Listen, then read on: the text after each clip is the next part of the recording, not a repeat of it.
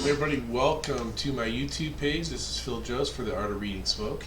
Appreciate everybody being out there. Not live this week. I'm on a trip with some buddies, so this week, next week, we're going to have not live sessions, and then after that, it's going to be hard to get live just because there's a selection of teaching going on. So if you want to see the class, either the Art of Reading Smoke class or the Tactical Decision Making class, you can see those in the show notes, everything I have scheduled. Otherwise, check out the website. That stuff's on there. Or if you want to book a class, go there too. Hey, so we're first arriving here with Chief David Decker, Newark, Ohio Fire Department. His page, his YouTube page is also in the show notes here. Got a lot of really good videos. And he gets to his fire first, which is great because we get to see it pre-arrival for the first arriving company. So he's pulling in, it's a dead end, he's going to swing wide here, and we're going to get our first look at the house. And as always, Reading Smoke starts with an inventory of the four attributes of volume, velocity, density, and color. Okay, we're going to look here and get a chance to see, and first we can see right away all these windows down here look clear, and as he pulls back, we're gonna get a little bit better view up here. And notice that this is a pretty clean burn. There is some extra smoke, but not a lot, right? So with smoke is fuel. If there's a good mix, right temperature, right mix, there's not going to be much fuel left over. You have kind of a moderate amount of smoke coming out around the both from the attic, the E vents here, and from at least this window, and I think this window too. When the first engine arrives, the lighting gets a lot better, and here they come right now.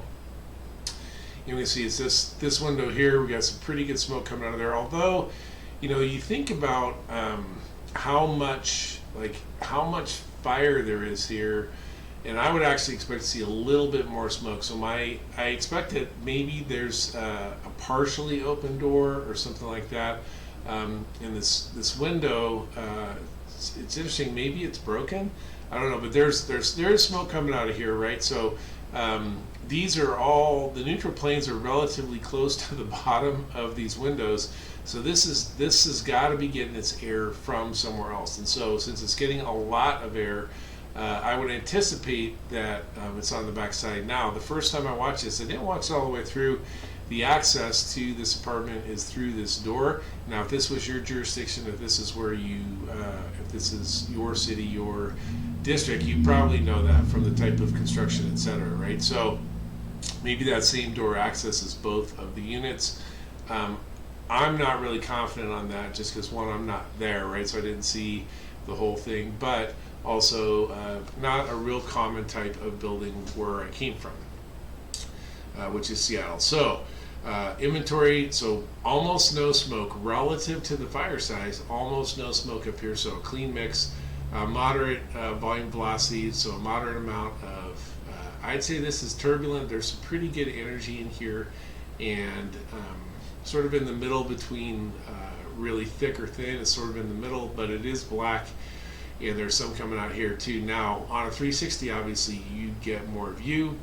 But we also look down here, there's nothing going on in these downstairs windows, so probably the conditions on floor one are 100% visibility, right? That would be my guess. Civilians down here are probably not at significant risk. And what we're going to see here is we're going to hit this with a transitional with the deck gun. We'll let it play while they start to deploy. And I don't talk a lot about tactics just because I don't work for this fire department, right? So I'm not really skookum on how many people are on each unit, what their standard operating guidelines are, all those sorts of things. But this deck gun attack is going to be pretty good at knocking the fire back, but it doesn't completely knock it down.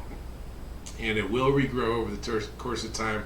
So while they're getting the hose in position, while additional units are showing up so they have appropriate staffing and that sort of thing, right, whatever their SOGs are, the chief gets a 360 done, etc., etc. This fire is going to come back a little bit, but we're going to watch the transitional because with the deck gun, obviously they're getting pretty good flow, and they're going to knock this thing back pretty significantly and by themselves a couple of minutes while they're stretching the first line.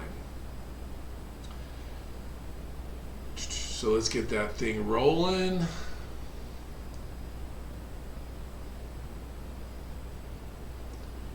get the pin out so we can get it down low enough. That's my guess is what happens right there. He's got to go up a little bit to release the pin. And no, he's not moving it around a lot, but just the volume of water going in there is having a significant deal. Now, something just fell down here, which is creating smoke down here. That's not smoke from the basement, which is something we should have checked. I didn't talk about it, but we probably want to look at that. Not probably, we want to look at that as part of our inventory. But he gets a pretty good knocked back, I should say, with this fire over the course of, I think it's about 15 or 20 seconds. And they're going to stretch inside, and this fire is going to regrow. So I'm just going to sort of pop this. You're seeing it's already regrowing here. They're getting that line stretched. Pretty significant fire here. Notice that the color and the density over here, there's more steam. There's a lighter color, and I think that's because of the water that was added to the mix, right? And so the temperature in here is probably lower than it was before, but it's definitely growing, and this fire is definitely on its way up. Once again, nice clean burn, so getting plenty of air. Now it's probably got a nice inflow at this doorway with air going in. Oops, I wanted to get right before they hit this, just so we could watch it, watch their fire attack. And I just went too far, so we'll just leave it here. And this is what we want to see when if you're outside with the chief or you're one of the other units coming in. This sort of change from the inside, and this is going to achieve almost complete extinguishment. This section back here is going to get going a little bit, but what we want to see after that happens is a rapid decrease in VVDC, which is what we see here. Still some velocity, some color in here, but a relatively rapid switch over to mostly steam coming out of these spaces. I think that's the AO, putting the ladder up there. That's my guess.